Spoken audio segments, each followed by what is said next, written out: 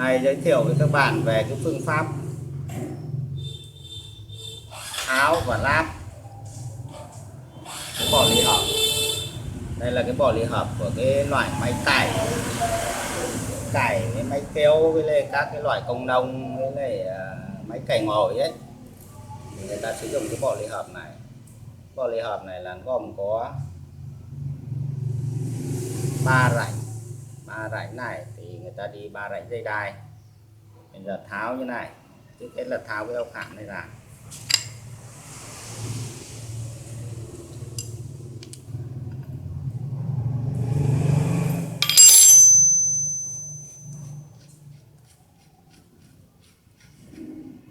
Xong.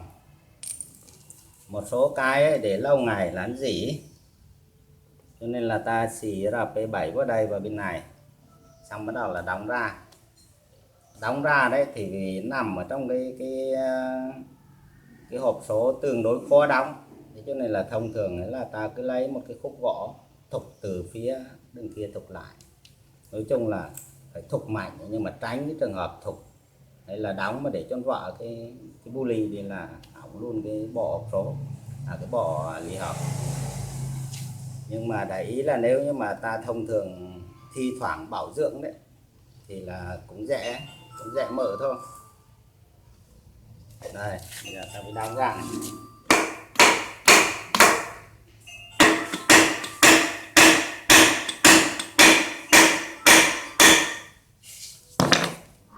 Đấy. Thì cái bộ ly hợp này nó gồm các cái bộ phận này. Cái bộ phận thứ nhất, đây là cái cam đây nó cộng với cái cam này, để khi mà người ta thay đổi về cái hành trình của cái bi tê này để nó tì vào 3 con ốc này, người ta gọi là 3 con ốc tích kê. Còn 3 cái con cò mổ này ấy, thông thường người ta nói là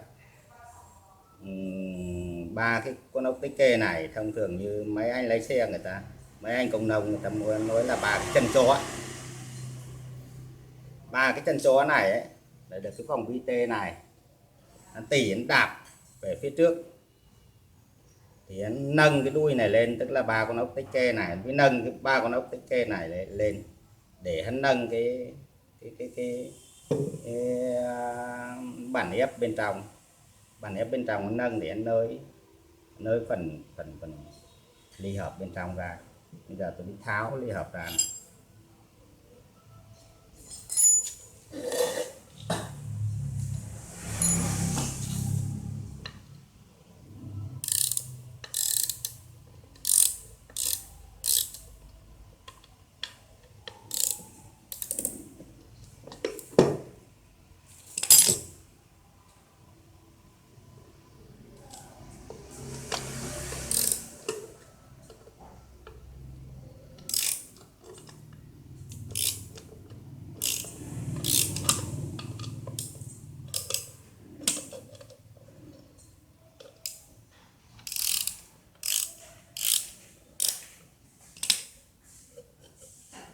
Nên tháo đều để không khỏi bị vỡ lá côn. Bên trong là cái lò xo đang ép.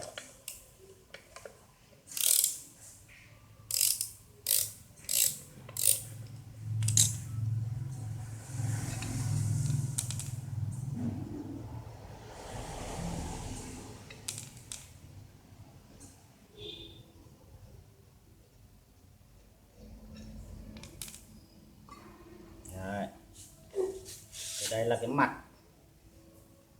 mặt ngoài của lá côn, của bộ côn. Bên trong này có một vòng bi. Đấy. Cái vòng bi này mà khi bởi vì ta đi làm ấy là thông thường nó bẩn bụi với lên đất cát nó bám, thì thi thoảng ta phải kiểm tra. Thì có một cái vòng này ấy, hắn mà bị vỡ đấy là hắn đảo là hư hết các cái lá côn bên trong. Thứ nhất là hắn đảo là hư lá côn, thứ hai là hắn mòn cái cổ trục này, là sau rất khó làm.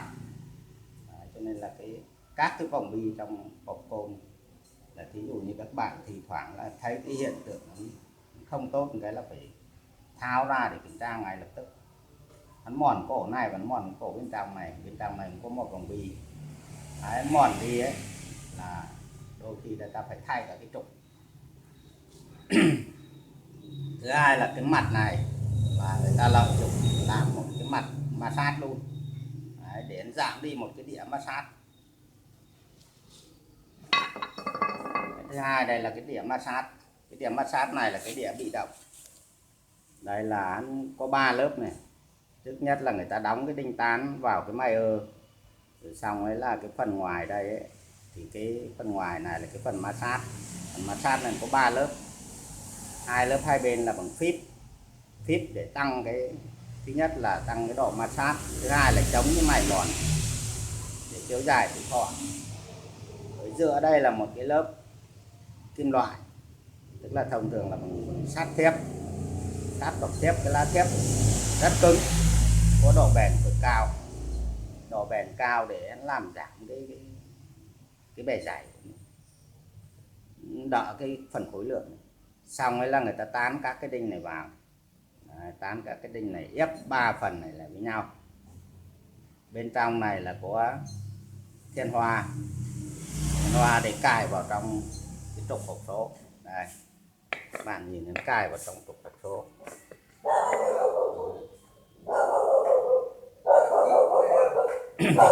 cái côn này ấy, là gọi là cái côn, cái lá ly hợp bị động.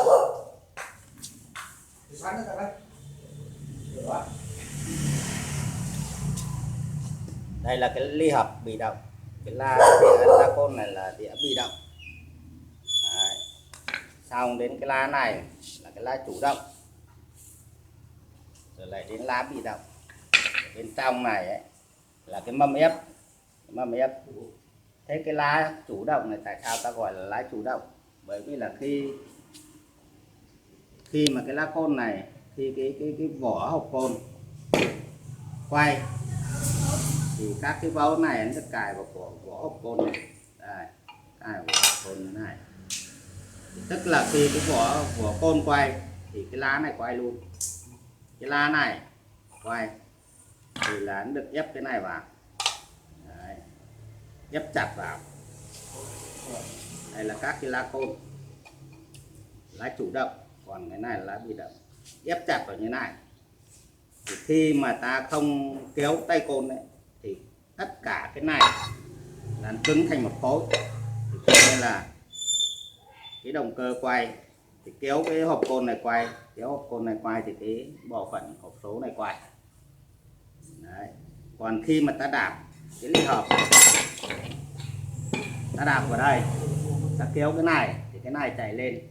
Đạp có ba cái châu này, sẽ kéo 3 cái ốc tích kê này lên, kéo 3 ốc tích kê này lên thì là nó sẽ làm cho các cái lá côn này lỏng ra. Thì lúc đấy ấy, là cái vỏ ly hợp quay, cái lá côn này quay, nhưng mà cái lá massage này không quay. Đấy, có nghĩa là ta đã cắt ly hợp, mà đã cắt như thế là động cơ vẫn quay nhưng mà hộp số không quay. Đấy là về các cái đĩa massage. Bây giờ tôi mới tháo cái phần này ra. Chúng ta chỉ việc tháo ốc tích kê ra.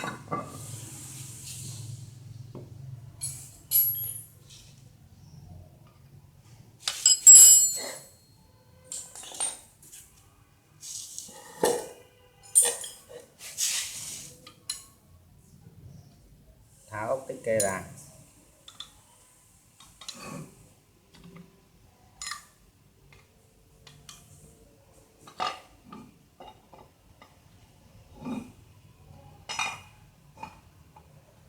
Cái ngăn này có thông nhỉ? Không. Nào có gì á? Không.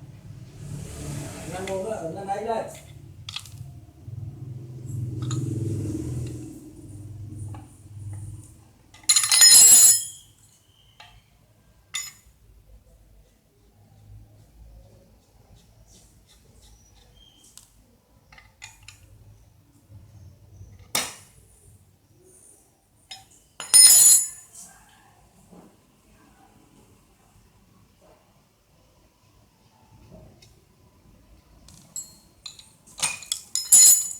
Đấy, ta sẽ tháo ốc tích kê ra để ta lấy cái mâm ép ra ngoài.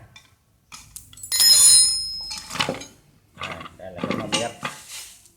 Mâm ép này có 3 cái ốc tích kê. 3 con ốc tích kê này trường hợp nó bị mất gen là 1, nó bị cong vênh là 2, hoặc nó bị lỏng cái chân này là 3. Lỏng cái chân này là khi mình quay nó bị xoay, cho nên là ta tăng côn là không được. Cho nên là trường hợp mà nó đã bị hỏng, người ta đóng đây là cái là ra. Cái mâm ép là có các cái lỗ định vị của lò xo này. Đấy, 3 con ốc này. Thứ 3 nữa đây là có 3 cái trâu này để ăn khớp với lại cái vỏ. Còn đây là lò xo, nó có 6 cái vòng lò xo. Đây người ta gọi là ly hợp lò xo vòng. 6 cái vòng lò xo này, đây, được nằm thế này.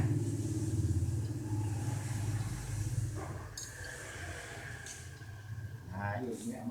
Thế cái bộ ly hợp này đấy, hắn hay hư hỏng nhất là cái thứ nhất là hư hỏng cái vỏ. Thế khi nào nó hư hỏng cái vỏ? Một là nó gãy các cái, ngay như trường hợp này, nó gãy các cái cầu để lắp cái chấu, gãy cầu lắp chấu. Thứ hai là quá lỏng thì mình chỉnh như là hắn rất khó chính xác. Bên trong này vẫn có vòng bi. Cái vòng bi này ấy thông thường là hắn cũng hay bị lỏng ra là nó ăn mất cái cổ thục này đi. Cho nên là khi mà đã bị lỏng là ta phải thay. Mà muốn thay được cái vòng bi này là có cái phanh đây, thì ta lấy cái kìm phanh hoặc là lấy cái kìm nhọn cũng được. Tôi tháo nó cho các bạn xem. Đây, ta lấy cái kìm nhọn tháo ra.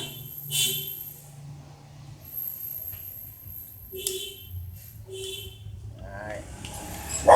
Không có cái dụng cụ mà tháo cái phanh này là rất khó tháo. Cho nên là phải có cái kìm nhọn này với tháo đấy. Xong là bắt đầu đóng ra này.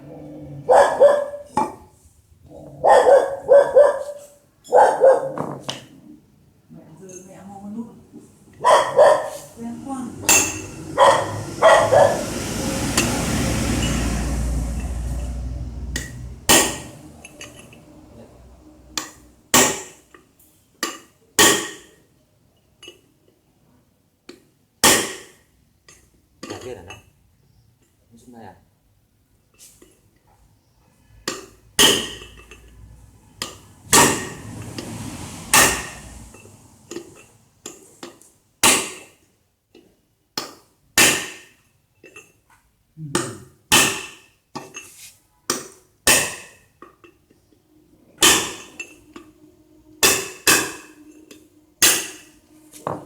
Đấy, nó tôi đặt đóng cái vòng bì ra, đóng ra và ta kiểm tra và ta rửa thật sạch bằng dầu, xong là bỏ khi nào lắp thì ta bỏ mỡ vào.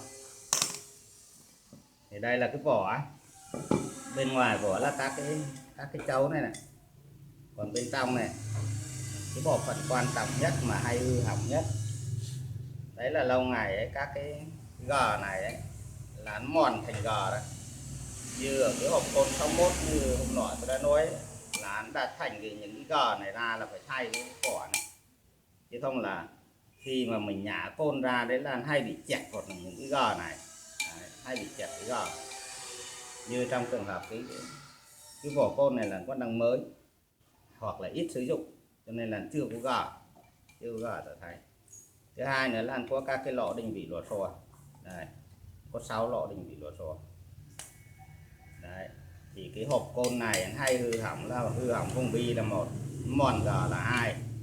Đấy, khi đã mòn như thế là ta phải thay thế. Cái thứ ba nữa là cái rãnh, đây là cái rãnh bu ly, cái rãnh để lắp cái dây đai. Cái rãnh này thông thường khi làm việc cái là nó mòn hai bên má, nó mòn đi là cái dây hay bị trượt là 1. Thứ hai là cái bụng dây hay xa xuống đáy.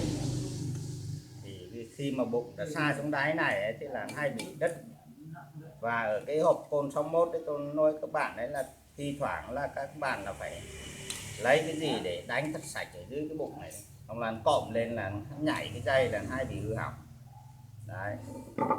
Còn một cái rất quan trọng đấy là mấy vòng lò xo, các cái vòng lò xo này đấy, muốn cho cái hộp côn nó chạy mà ổn định thì là cái trước tiên là anh phải đủ lực lò xo. Thì khi người ta chế tạo hắn là người ta đã tính toán đầy đủ hết rồi đấy. Nhưng khi làm việc lâu ngày ấy, các bạn nhìn thấy hai cái lò xo này, cái dài cái ngắn đấy. Khi đã hiện tượng dài ngắn như thế này ấy, là ta phải thay cả bộ. Chứ không nếu cái lò xo này cái dài cái ngắn khác nhau như này đấy, khác nhau như thế này là cái hộp côn làm việc không tốt, bên nặng bên nhẹ, bên bám mà bên không. Cho nên là khi ra côn, tức là khi nhả côn thì là hắn hay bị trượt, là hắn hay bị vênh cái lama sát này. Thì vênh cái lama sát hắn hay ăn mòn cái căn lùi này đi. Mà ăn mòn cái căn lùi này thì là phải vứt cái trục đấy. Cái thứ hai nữa là cái lực cân không đều nhau thì là nó dẫn đến là cái bộ ly hợp mình nó chạy là nó hay bị đảo cái này, hay đảo như này đấy. Mà đảo như này là hay vỏ vòng BT này, vỏ vòng BT là một, hại dây đai là hai, và cái thứ ba là dây các cái căn lưới này là ba. Cho nên cái việc quyết định bộ côn tốt hay không tốt là ở mấy cái lò xo. Thế khi ta tháo ra ta xem là nếu nó không đều nhau là ta phải thay bằng đều thôi, hoặc là tốt nhất là mua một cái bộ mới của vào. Chứ còn trong trường hợp như thế này đây là các cái lò xo này là khi người ta thay, cái người chủ của cái máy này thay nhưng mà không biết cái tác dụng. Tôi lấy ví dụ ngắn này ngắn cả đi, mà dài cả đi đấy. Chứ đừng có cái ngắn với cái dài giống như trong cái bộ này là không được đấy. Bộ này là cái ngắn cái dài, chẳng qua là có những cái bị gãy đi rồi xong người ta đi mua cái khác người ta lắp vào, nhưng người ta không để ý là cái dài cái ngắn khác nhau đấy. Thì chú ý nhất là cái bộ lò xo này quyết định mọi vấn đề về hư hỏng ở trong cái bộ ly hợp. Rồi thì đấy là một số những cái cơ bản nhất mà tôi nói với các bạn. Thế bây giờ lắp ráp người ta lắp cái gì trước cái gì sau là phải tuân theo. Cái gì mà tháo ra sau là phải lắp trước, cái gì tháo ra trước là phải lắp sau. Thế bây giờ cái này trước hết là những cái bộ phận này ta không tháo ra, nhưng mà ta phải kiểm tra xem là hắn có chuẩn hay không đã. Xong bắt đầu là ta lắp vòng bi vào trước. Lắp vòng bi thì tốt nhất là nếu như mà ta có cái vòng bi mà có áo như này là tốt nhất đấy. Nhưng mà thông thường ấy thì không có áo thì trước khi lắp ta bủa mỡ vào.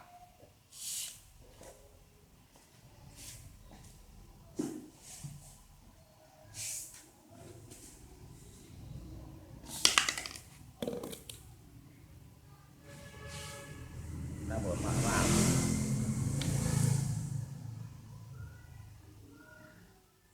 Bủa một lượng vừa phải thôi, cũng không nên bủa nhiều, chẻ ra ngoài là nó sẽ bẩn vào trong các cái lá ly hợp.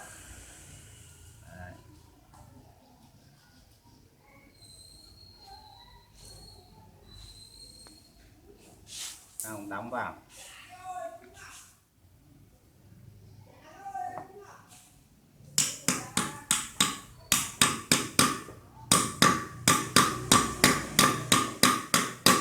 Khi đóng vòng bi vào ta nên nhẹ tay thôi.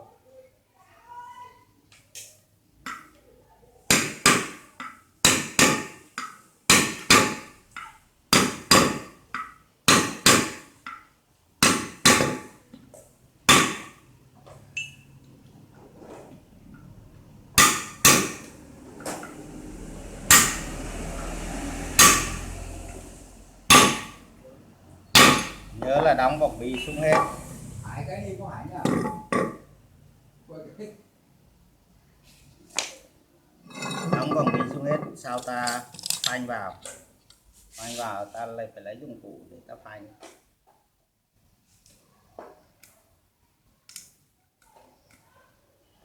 Đấy. Cái phanh như vào là phải nhìn lại xem là cái phanh nó có vào rãnh chắc chắn không, hoặc là xuống quá hoặc là chưa tới. Rồi, chúng ta vào rãnh rồi. Phanh này chẳng qua là để cho cái vòng bi này khỏi chạy ra.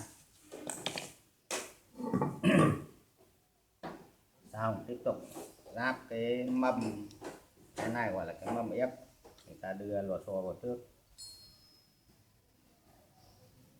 Nhớ là những cái lò xo này là phải thay đi để làm nào là đồng bộ. Còn ở đây tôi không thay là để tôi làm để các bạn biết thôi. Còn thực tế nếu cái bộ lò xo này là không thể sử dụng.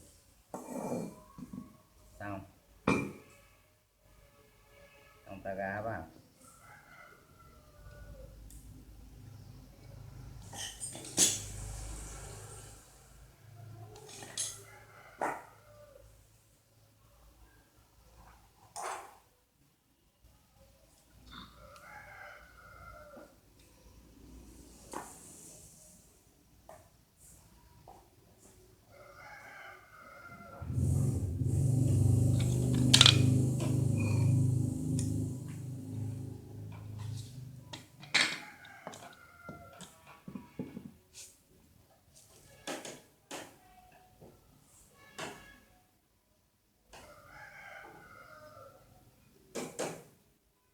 Đấy, ta cứ gá tạm thời vào như thế này thôi.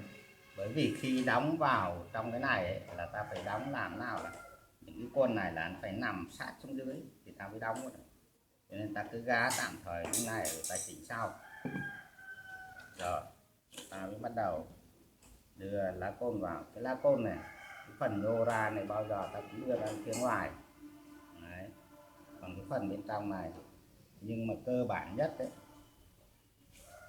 lắp cái lá côn này là cả một vấn đề. Kể cả trong ô tô cũng thế, không phải lá, bởi vì có 2 lá trở lên là rất khó. Trong ô tô có khi là 6-7 lá, có những loại là 12 lá, cho nên là bắt buộc cái là ta phải có cái trục này.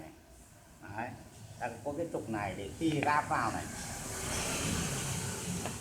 để khi ta ráp vào là những cái lá này là hắn phải đồng trục với nhau, và các cái căn nuôi của hắn là phải khớp.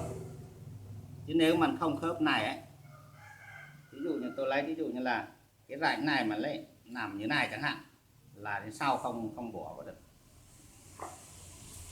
Mà ráp cái này mà không để ý, thế là mình lại phải thao ra, bởi vì là cái này, cái bộ phận này, các cái căn lùi này là phải thẳng với nhau.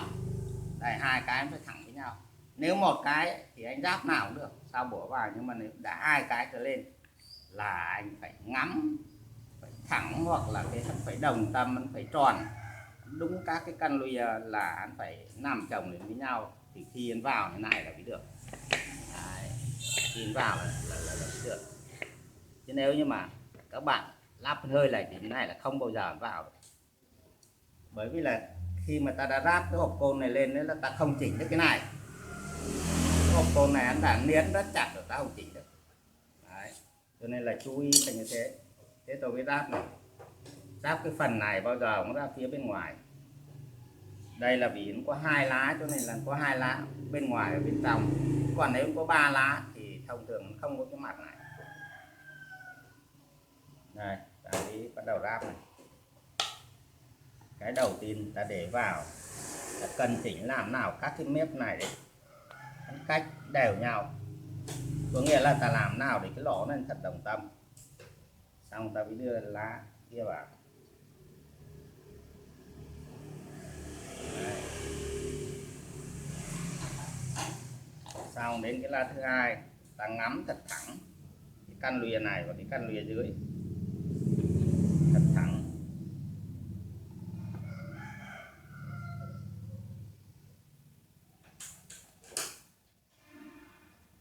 Thứ nhất là hắn thẳng, và thứ hai là phải đồng tâm.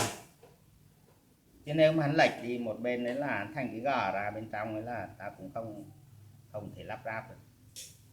Đấy. Xong. Trường hợp nhiều lá ta cứ lắp nhiều lên thôi. Đấy, lấy ví dụ thế. Như nếu như đây 2 lá thì ta không cần cái này. Nhưng nếu mà là 3 lá thì ta lại phải bổ thêm lá đây, một cái lá trên nữa. Nhưng trong trường hợp này tôi lắp 2 lá thôi, tôi bỏ cái này ra, bởi vì là cái mặt này anh đã, bản thân cái mặt này, cái mặt ngoài này cũng đã là một lá rồi. Đấy, ta đưa vào.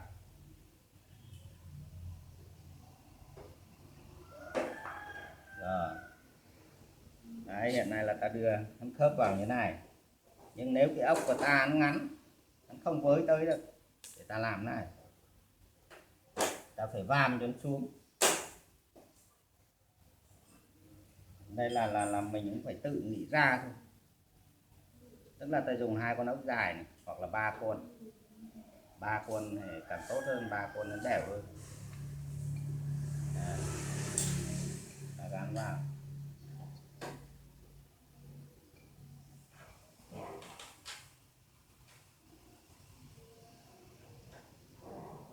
Lấy ví dụ đây tôi gắn 2 con, còn nếu các bạn có 3 con này để 3 con 3 góc là tốt nhất.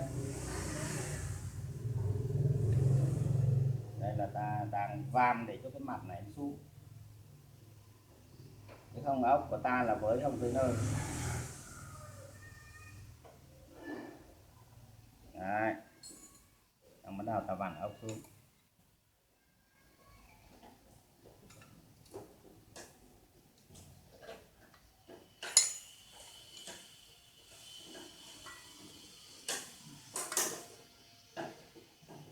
Vặn nó xuống bao nhiêu là cái lò xo nó ép được bấy nhiêu.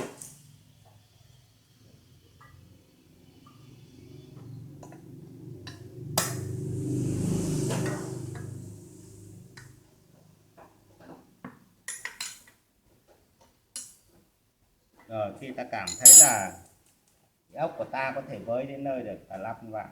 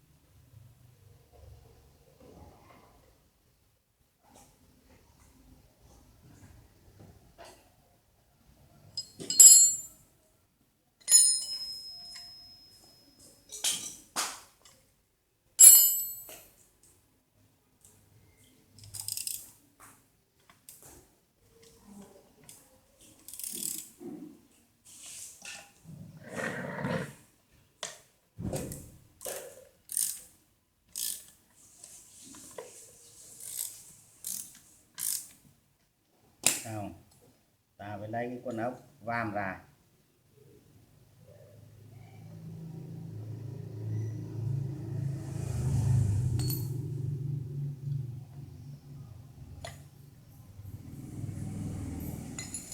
Ta bỏ ốc hắn vào.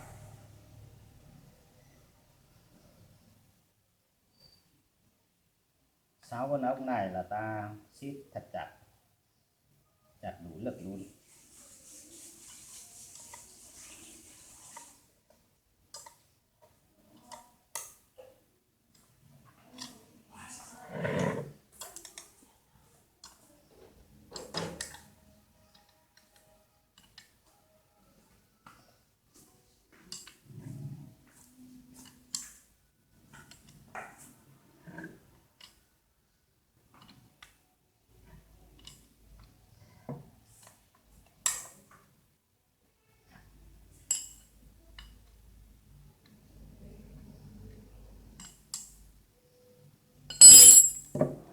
Như vậy là đấy, bây giờ là mấy cái này nó lỏng ra vì ta lắp cái nắp này và nó ép lại, mấy cái này nó lỏng ra.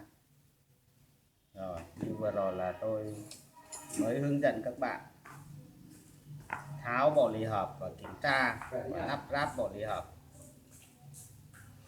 Trong video sau là tôi sẽ hướng dẫn ráp cái bộ ly hợp này vào trục số và cái cách cân chỉnh làm nào để cho ba cái chấu này ấy, là phải đều nhau, và ly hợp nó làm việc là khi ngắt là nó ngắt dứt khoát, và khi đóng là hắn quay là phải tròn. Các bạn chú ý đón xem.